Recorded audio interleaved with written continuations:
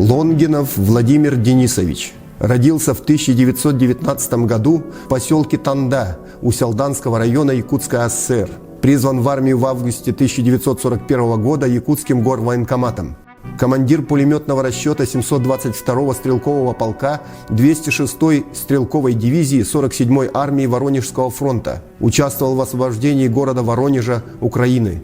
Сержант Лонгинов в ночь на 25 сентября 1943 года одним из первых на подручных средствах со станковым пулеметом форсировал Днепр в районе города Канев, огнем прикрывал переправу подразделений полка и поддерживал их бой по захвату плацдарма. В бою якутянин лично уничтожил свыше 80 фашистов. Звание Героя Советского Союза присвоено 25 октября 1943 года.